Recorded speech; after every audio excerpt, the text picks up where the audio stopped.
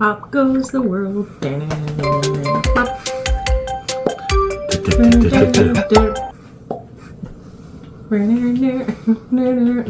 Up goes the world. This is what we do when we're waiting for somebody to get out of the kitchen. We can focus. Focus, Daniel-san. Focus. Now you know what we do. All right. Okay, so we're doing Louis C.K. Louis C.K., yes. That's right. And I found about 4 clips because I find we're having a hard time getting Louis C.K. shows, like full shows. Yeah. So I'm finding clips here and there, and of course it's hard to just do a 3 or 4 minute clip. So I'm going to put a bunch together, label them, and you guys can watch a whole bunch. He's so smart. Yes. He's so kind of like we do with Mitchell and Webb, kind of thing. Yes, yeah. So, which we should do next. We're doing next, yes, that's right. Excellent. Because we have a lot of requests for Louis C.K., so I want to try and get out as many as I can. We like Louis. We do have a playlist, so you can go see the playlist, all the stuff we've done to him, and then you can watch them all in a row, blah, blah, blah, blah, blah. And you'll pee your pants laughing. What he said. Yeah. Okay, here we go. Okay. So this is a section of his live from Comedy 3, so okay. I have no idea. Feeney? Uncensored. Really? Feeney, lay down. Oh my God. She's licking her crotch. It's like every time. She's chasing her tail. She's licking her crotch. Lay down. Takes after her mother. I am not her mother. Well, I thought they said the mother was a bitch, so... Oh! Ah. And the father's a real papa dog. Okay, here we go. Papa dog. Here we go. Okay, do it. I thought I had COVID about 3 times. I'm one of those idiots. I was like, I think I have it. Can you feel? I'm bad with pain, too. Like, the other day I hit my elbow right on that spot where if I had a gun, I'd be dead now. You know, I can't do pain. That's why I could never be a cop. I couldn't walk around with a gun right here. There's 50 things a day where I'd be like, fuck that ain't worth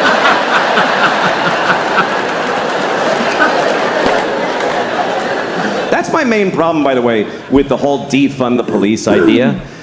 What about people that want to commit suicide by cop? What about them? Hey, we'll put a pin in that, but... We had a lot of protests in New York, and now we have protesters that just live here. They're not at a protest, they're just here. I saw a protester in Washington Square Park. She had green hair and dirty legs. And she's holding a little piece of cardboard, and it's with a Sharpie. It said, "Abolish billionaires." And she's standing there. And I thought, I don't think that's going to do it. It doesn't feel like that's going to result. No. And Jeff Bezos going, what's happening to me? Sadly, it's going to be okay for him. I thought it was good how young people got out there and they expressed themselves. They went out there to solve a lot of problems. Not all of the problems, but some of them. They went out there to stop discrimination. Not all discrimination, just some of it, which is a weird form of discrimination. But there are groups that are discriminated against who don't have any protesters or any people working for them, and we all discriminate against these people, like ugly people. Everybody discriminates against ugly people. They do, and it's awful. I mean, I'd rather be discriminated against for my race than for being ugly. Because you might not lose a job or a promotion, but nobody kisses you on the lips like your whole fucking life. Like, try that. This is what we say to ugly people. We don't like your face. We just don't like it. So no one's gonna fall in love with you, and it's unanimous. Sorry. And we just expect ugly people to be like, oh no, I understand. I mean, sure. My head shape is no good for you, so I'll go without the things that matter in life. Also, overweight people. Overweight people deal with things that none of us deal with, because I'm not overweight. There's people who are discriminated against because of their weight. I read a story once about a woman who's 600 pounds, and she couldn't get medical care Because everything she goes to the doctor, he just says it's because she's fat. Everything. She's like, my knees hurt. He's like, yeah, my knees hurt just looking at you. What did you think was going to happen? She's like, I have chest pains. He says, yeah, because your organs are over capacity, so they're hurting. She's like, I got shot in the head. He's like, yeah, because you're fucking fat. Somebody shot you in the fucking head because you're fat. It's a terrible story. Here's the worst part of the story, and this is true. This is true. She needed an MRI because she had something serious. She's 600 pounds. She doesn't fit in the machine. You know what they did? Yeah. They sent her to the zoo. I'm not kidding. They sent her to the fucking zoo. For the large animal MRI. That's what we do for fat people. We need an MRI. Hey, here's your prescription. Oh, God. Go to the zoo. Yeah, that's where you should go. You should go to the zoo. By the way, you know how many fat people we have in this country? About 600 trillion billion thousands of them. You know how many trans people there are? About 38. But if you're trans and you need a restroom and it's awkward, we'll change every restroom. But if you're fat and you need an MRI, you go to the zoo, you fat bitch. Just go to the zoo. Oh, God. You go experience that today. What happens when she gets to the zoo? What actually fucking happens when she arrives at the zoo? Hi. Are you here to see the monkeys? No, I'm here for an MRI. Oh, shit. All right. Yeah. Uh-huh. Okay, just stand in the straw over here. Yeah. You're after the walrus who has lymphoma.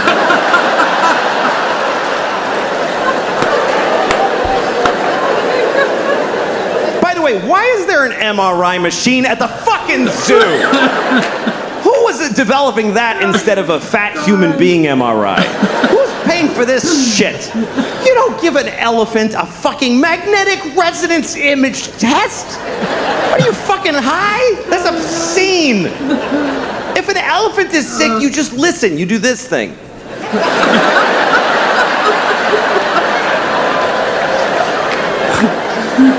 Misa thinks she's gonna die today. I'm saying this out of respect for elephants, by the way, because we're supposed to respect how they live. They don't fucking cure their diseases. This is not their culture. This is our weird. Let's fix it. Oh, he's sick. That's not how elephants live. An elephant in the Serengeti isn't like, I have a lump, I have to see my oncologist. When an elephant gets cancer, he falls over and he takes his fucking turn and becomes food. You don't put an elephant in a state-of-the-art... What if you find cancer? What, are you gonna give him chemotherapy? The skinny elephant with a pink baseball hat?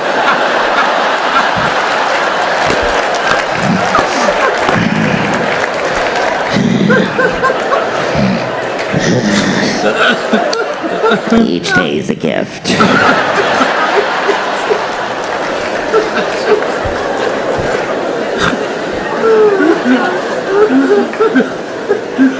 I love animals, I do. I do. We have a weird relationship to animals. We name them and we play with them, and we kill them and we eat them, and we stuff them, and we draw them. I have a dog. I love my dog, but I don't know my dog. We've never had a conversation, not one time. I talk and she just hears "Paradases, pepacortases, ticaportases, and pansas. Sisago, shutting in daystats, palumpa." She looks at me and I'm like, yes. She's like, what? You don't know what the fuck I'm thinking. Fuck you. I don't know this bitch. I have no idea what she's thinking. I really wish I did. I wish I knew what she was thinking. It's my biggest wish maybe in life is that I knew, because I know she has thoughts. I know she does. There's no way she's just like, dog. There's stuff going on in here. Oh, yeah, Seen totally. it. Yeah. You ever watch your dog make a decision? Yes. You ever watch your dog just walk in the room and then look around like...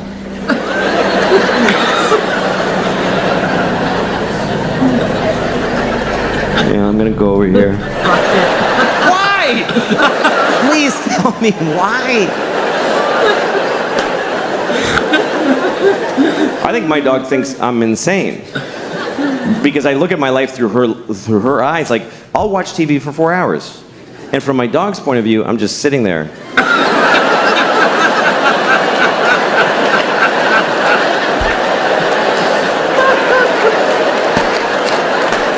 It's so true. What's he doing? What the fuck is he laughing? What happened?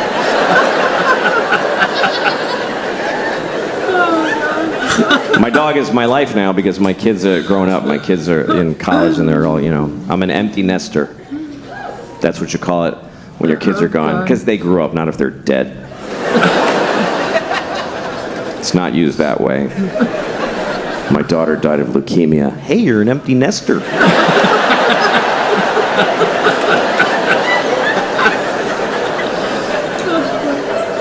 I miss it. I miss having little kids. I think about it all the time. I think about it maybe adopting, I could adopt a baby from a third world country. That's a good thing to do because you can just leave them outside. You don't have to.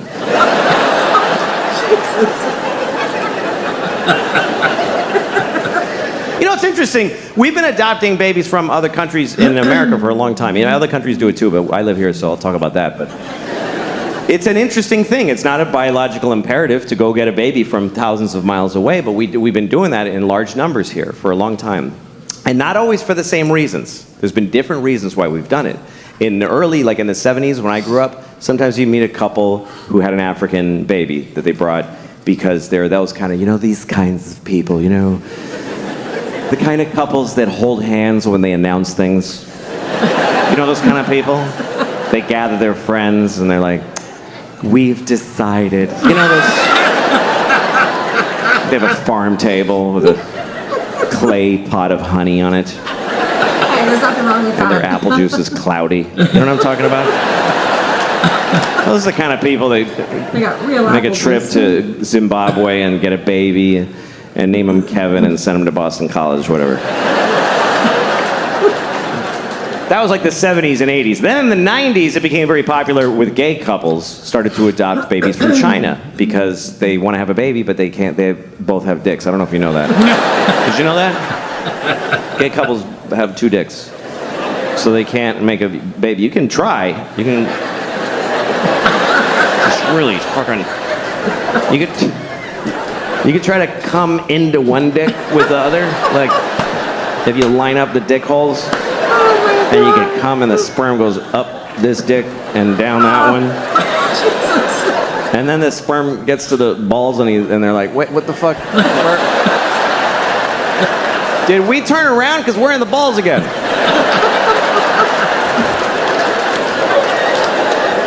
Whose balls are these? These aren't even his balls. Oh, he's gay. Fuck. All right. Okay. All right. Well, let's just swim around till we're dead. It's just the way it is. You're not gonna. A baby will never come out of a penis. It's good. It's a good thing because it's hard for women. Imagine pushing a whole baby out of your penis dick hole. Even just a hand. Penis dick hole? Yeah.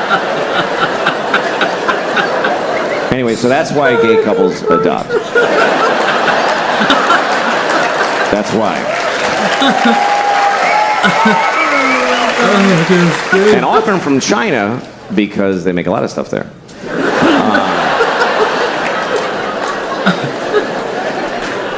So that was that. That was the gay couples were adopting Chinese babies because they couldn't have babies, and then a lot of other couples started doing it more around the turn of the century. I used to live in Hollywood, which is a pretty awful place, and everybody there gets Chinese babies. It's very popular. They go and it's not because they can't have babies, and it's not because they're trying to help somebody from far away. It's because they're just busy. They're busy. They want to have a baby, but they don't want to have a baby. You know what I mean? That thing where you can't have your baby and eat it too, or whatever. I don't know how that works. They don't want to get pregnant, is the point. So they go to China. They don't even go to China. They go to the airport, and somebody from China meets them, gives them a baby. It's true. They just take it home, And then they get a Jamaican nanny to watch their Chinese baby. And they go to cocktail parties. We have a Chinese baby. It's amazing. And meanwhile, the Chinese baby and the Jamaican nanny are just alone looking at each other like, what are we doing? What is this? Why can't either of us see our families? Why? What the fuck is the point of this? Oh my god, that was funny. Oh god, that was very funny. My stomach was hurting there. Oh jeez, okay. That was good. The dog thing I could totally relate to. Oh, same here. There's been times that I've been sitting in front of the TV and the dogs have just been staring at me. Like, what's he doing? Yeah. They all have their own little characters. Like, we have 6 dogs, so Yep. we used to have 8. Got one right now poking up. Yeah, Can you see? poking our nose up there. Yeah. Anyways, yeah, they do have their own characters. They make choices. They can think. You know, they're smart. That's funny. Up to what level, I don't know, but We do humanize animals too much, so like, possibly. you know, we project our emotions and our feelings and our thoughts onto them. Wow, these guys are pretty spoiled. They have a good life. And I anyways, forget yeah. that they eat their own vomit sometimes. Like, Yeah, I've seen that a few times. Yeah, I was like, oh fuck, what the fuck? Oh well. okay, that was really good. All right, so I got a couple more clips here. They're Okay, cool. shorter, so we'll just add them to the pool here. Let's just do it. This is Louis C.K.'s going. part of his stand-up special for Sorry. I don't think we've seen this one. We'll know, I guess, as we do it. Stand-up special for Sorry? Yeah.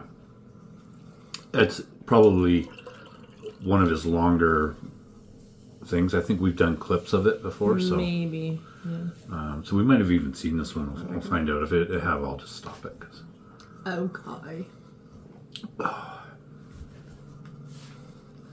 It's a skull mug. that's what my wife looks like in the morning when she first gets up. And now look how beautiful she is. Makeup is wonderful. Only men wear makeup. I was watching YouTube today. I was watching one of the ads that comes on before the video. I don't skip those. I think that's rude. It is. It's rude. It's mean. Don't skip your video. Somebody worked hard on that ad. They trained a cheetah to run alongside a Jeep Cherokee. And you're at home like 3, 2, 1, fuck off. It's fucking mean. What if you made something, dick? Anyway, the ad was a PSA. It was an anti-smoking message. It was a Puerto Rican man with a hole in his throat. He was like, My father smoked. And my mother smoked. I wish I never smoked in my life. Please don't smoke cigarettes. Cigarettes are very, very bad for you. first thought I had was, why does he still have an accent?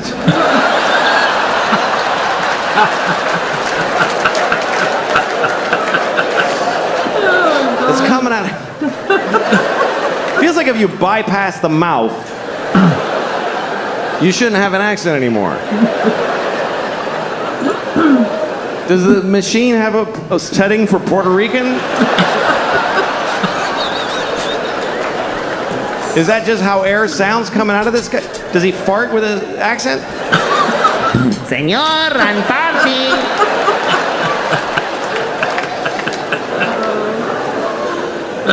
Anyway, after the ad, I watched the video that I was looking for, which was a scene from a movie. And it's a scene that I really hate. Every time I see it, it makes me angry, which is why I was looking for it on YouTube.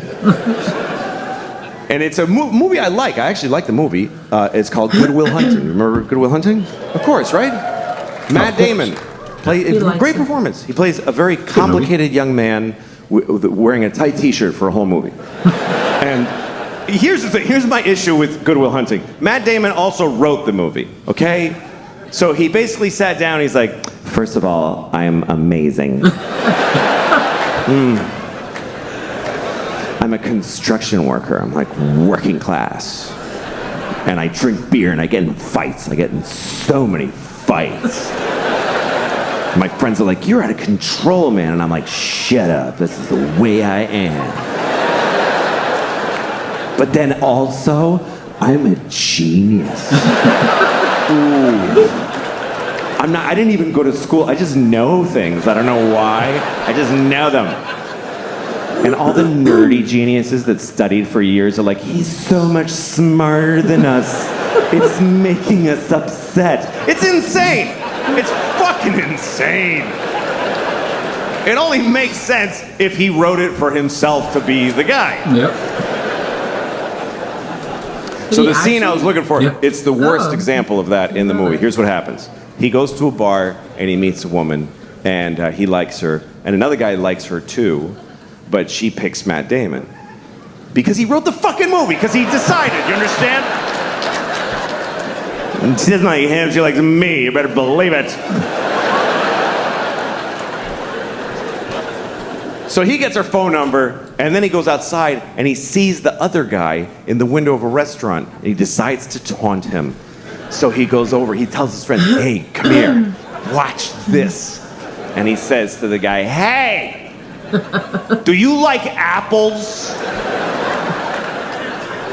And the guy says, "Yes." And Matt Damon goes, "Well, I got a number. How do you like them apples?" And all Matt Damon's friends go, "Oh! Oh! This was amazing! Oh! Oh my God! Oh my God! You were ready with that! How? You know how he did it? He wrote the whole fucking movie, okay? He made everybody say all the things. Yeah. Otherwise, this doesn't happen. I mean, he hinges the whole fucking prank on the guy liking apples. The guy must like apples. Who would say yes to "do you like apples" coming from a clear antagonist? Who's setting him up, gathered his friends. "Do you like..." wait, guys, watch this. "Do you like apples?" Oh my God. God damn it, I do. I wish I didn't. 'Cause I can tell this is not gonna go my way. But I can't lie. He'll know it. He'll know it because boy, do I like apples. Do you understand? If he says no, Matt Damon is fucked. He's fucked in the face for life. He's got nothing. "Do you like apples?" No.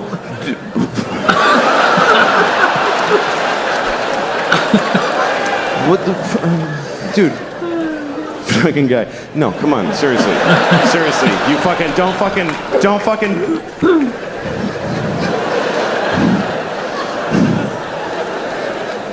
Do you like bananas?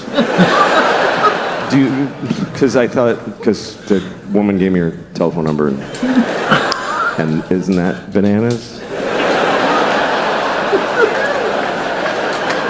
Oh my God. Jesus. Okay. It's actually right, like, when you really think about it. I didn't know that he actually wrote that. Yeah, him and Ben Affleck. Really? Yeah, they wrote that together. I didn't know that. Yeah. That's kind of what launched them into We make megastar. jokes all the time. I always go, "It's not your fault, Brad. It's not your fault." It's because it's not. You know. I was left unsupervised. Yeah. Because we've seen the movie a couple of times. In my so defense. yeah. No, but it's kind of true. Like, But yeah, I guess. what if he would have said no? I don't like it. What if he? Well, it's a fucking movie, though. Like, I know. And how do you come back from that if he does say, "I don't like apples"? Like in real life, I guess you could say, "Well, I like apples, and I got her number. How do you like them apples?" Wouldn't work as well. See, that's the problem is if you try stuff like that in real life, it never works. No. No. It's like, Never lines up perfect like that. oh, wow. You know, But I'm each their okay with own, that. Like, Because movies are rarely ever real. They're more well, it's fictional. they're more inspirational in that sense, right? Yeah. Like it makes you feel good. It gives you that feeling of, wow, he sure got him, and replaces the one that you don't have. He won. Because I sure didn't get them. All those people that made fun of me when I was growing up. All his cousins and his mom and dad. I never got to tell them how they like them apples. All right. Oh, you're fine. You're fine. Anyhow. Now that Brad's done venting. Yes. You ready for another one? I am. Now Let's this one do is it. about weed. Oh, Now, God. in case you don't know, we're from Canada. Probably know that. And I'm sure they know by now. weed is legal here. I don't know what that means, but anyway. Ha ha ha ha.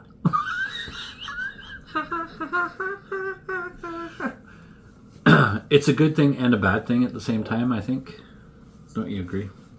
I think a lot more Canadians are in moderation. laying on the couch an awful lot, but I say do YouTube videos instead. All right, here we go. Weed, live from the Beacon. The Too old Beacon. for it. Sometimes young... Come here right here. I can't smoke pot because it's the same thing. I'm too old for it. Sometimes young people come up to me after shows. Hey, do you want to smoke some pot? I'm like, can I get my portion to smoke without you alone later? Because I don't want to stand in a parking lot with some 20-year-olds. Yeah. Last time I got high, I was in Kansas City, and I got high because I was in Kansas City, and it was shitty. So after the show, so these kids that worked at the club, they're like, you want to smoke some pot? I'm like, yes. So I'm standing in a parking lot with these kids, like 20 years old, and we're smoking a joint. And I'm taking huge hits because I had no idea. I didn't know they'd been working on this shit like it's the cure for cancer. I didn't understand the fucking technology that's gone into making pot so powerful. Because when I was a kid, you could just smoke a joint for a while. Now you take 2 hits and you go insane. It's not doable anymore. And I was taking big hits, like big 1970s jean jacket, Bad Company hits. Here come the jesters, 1, 2, 3. It's all part of my fantasy. I'm like, yeah. And even the kid with the wooden hole of no ear, the absence of flesh in his ear with wood, I don't know what that is. Even he was like, "That you should be careful, that's a lot of pot. That's very strong marijuana." Yeah, I'm fine. Running with the devil! Just fucking, and in about 10 seconds, everything just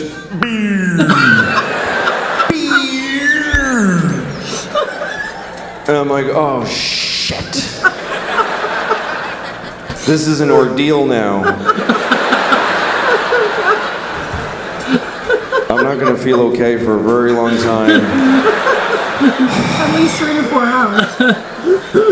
Oh, God. And everybody's just standing around and talking, and I'm hoping, like I'm really hoping that I look like this.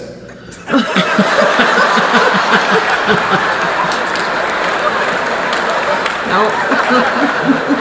But I'm pretty sure that I was just scanning insanely.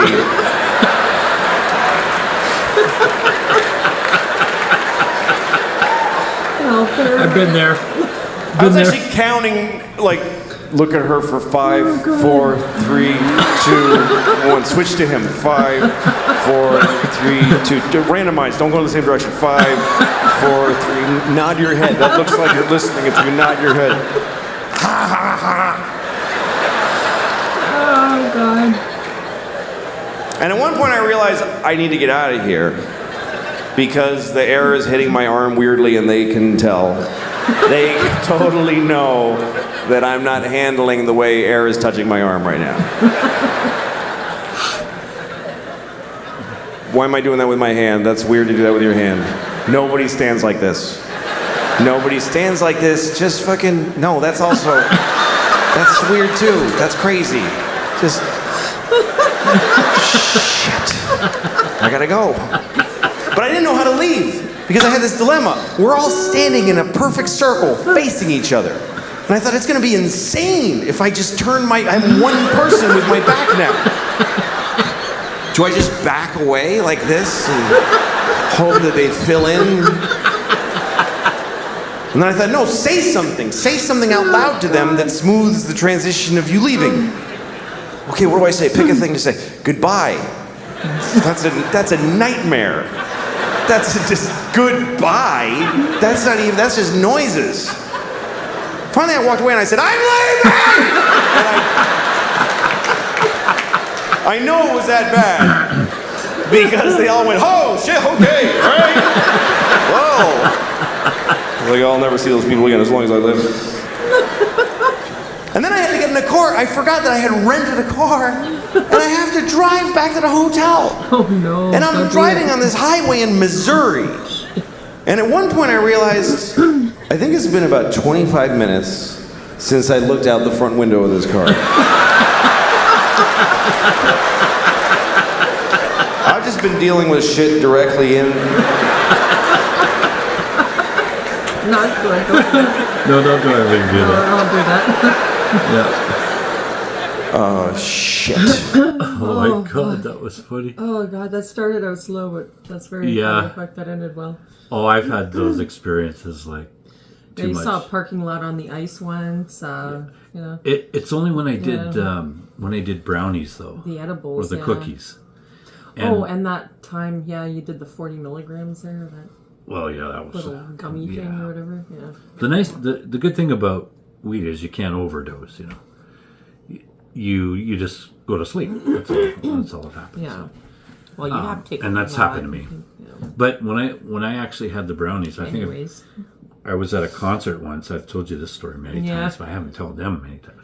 But I was at a concert once, and I was sitting in the front row. It's actually a Capitol Center theater, so it's not even that big. It's very intimate. You get a concert, I think it was Matthew Good Band that was playing at the time. And I was sitting like front and center almost, like 4 rows back. And I was in perfect eyesight of the lead singer, Matthew Good, or whatever his name is. Well, it must be Matthew Good Band, right? I get it mixed up with the Dave Matthews Band. Anyhow, so I'd had an edible just before that, a cookie that my girlfriend's ex-girlfriend, her friend made. She's all right. She's okay.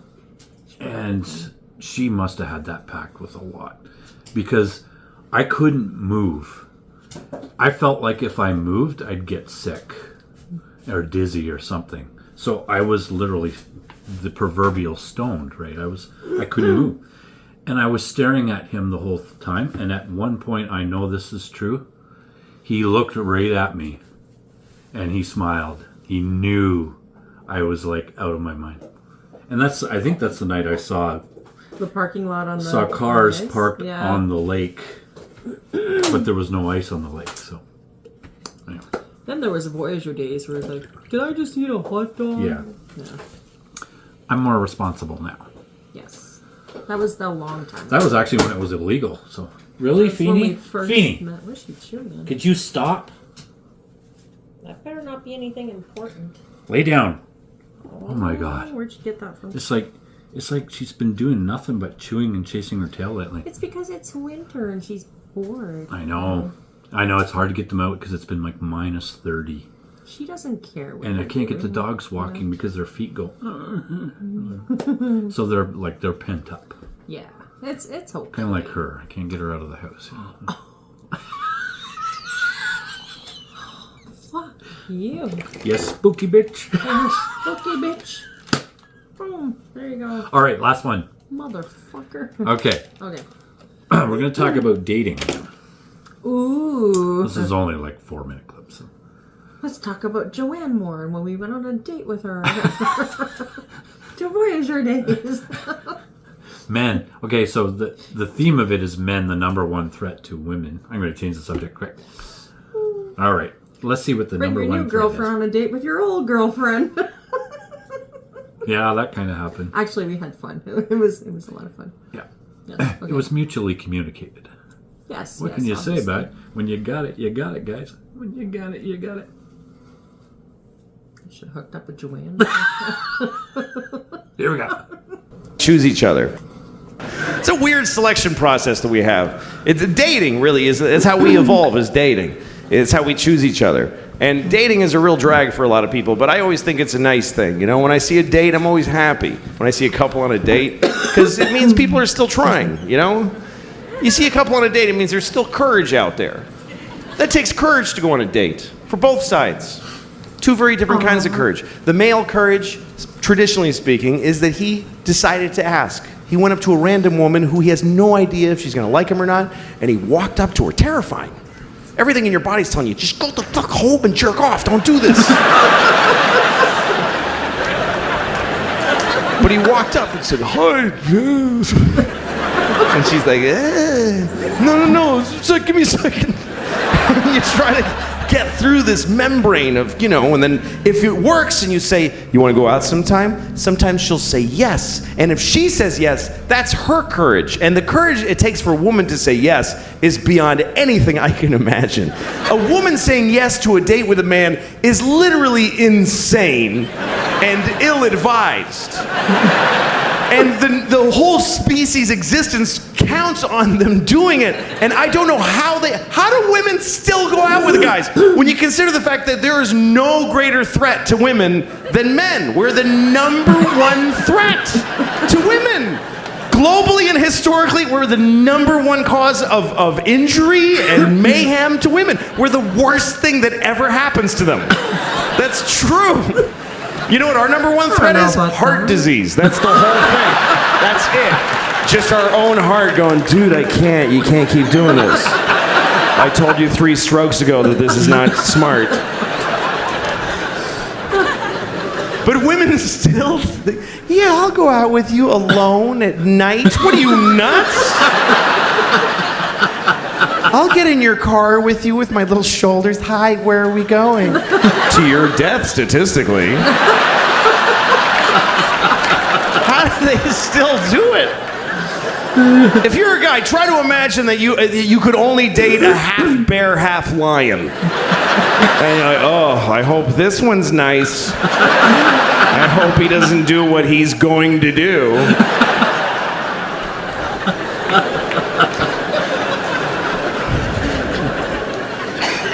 All guys are like I love when I see a date. You know, you see a date, you can tell it's the first date because the way they're walking together, and she's looking up at his face, trying to figure him out, and he's just a mess. A guy in a first date has no actual personality.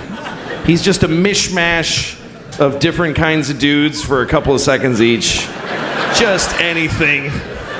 No cohesive, just like a ransom note cut out of a lot of magazines. Just, yes, I think so too. Whatever, just like a blind dick in space, just thrusting in infinite directions, hoping to find pay dirt at some place. And then sometimes you see a date that's later down the line and something has happened. There's something that happens in a date that I never get to witness because women do this. They get to do it inside. They get to just decide quietly, I'm going to let him fuck me. They just get to decide. Something he says and she's like, that was good. He's going to fuck me later. And he has no idea. He's still like trying all this shit. He still has no idea. He's already in there. Oh my god, that was short. Oh god, that's funny. It's kind of true.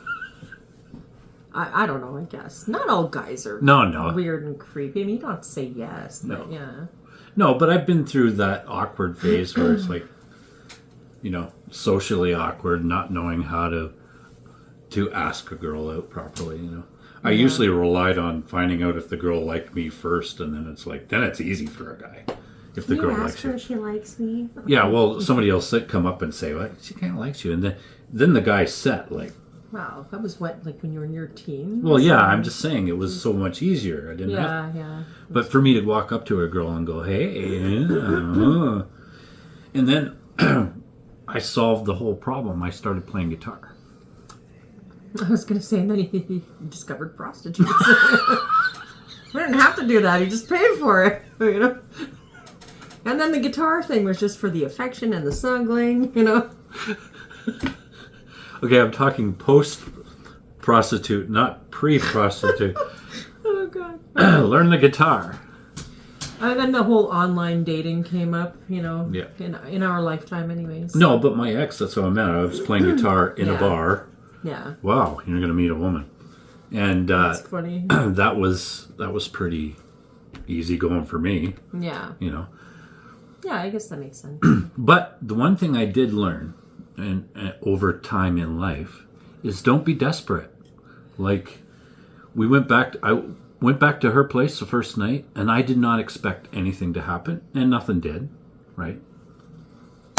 So you carry on, but that's a good thing because the next time you probably guaranteed something's going to happen. It's like when you and I first met. You're like, no touchy. Yeah, he didn't follow that rule. He's like, let's get in the back seat of my car. Let's sit in the back where it's more comfortable. But I honestly did not expect anything. But you definitely would push it. Yeah, but I did respect you because you did not want to do anything in the first time. But that's the key, guys. But it's not the first time. Second time. You know what? I have no problem That's when it happens. with one-night stands. If you want to meet somebody and you're single and you want to get laid, as long as the other person knows and they're... But I think guys get a little bit too desperate. And they're like, when are we going to do this? It's like, if you get rid of that and you just expect like nothing's going to happen, then you can be yourself. You really can. Then you're just yourself. That was you being yourself? What? Anyways. All right, I'm baked, so I don't know what I'm talking about. All right, I hope you learned a lot of wonderful things here in the Brad and Lucy Show. Don't listen to us. Disclaimer. If you take advice from this channel, you're stupid, okay? But we appreciate you watching us. Yes. Check the Louis C.K. playlist below. You can watch a whole bunch more. I hope you enjoyed that video. Watch all of our stuff. Press subscribe. Thumbs up. This is for you guys. Oh, right in the jugular. And if you do it, she'll shoot me more. Okay. All right. Bye. What the fuck was that? Your sister has turned into a zombie. What the fuck was that? Your girlfriend was a demon too. What darkness lurks beyond this wooden sanctum? What the fuck was that? Dude, these hoes been zombified.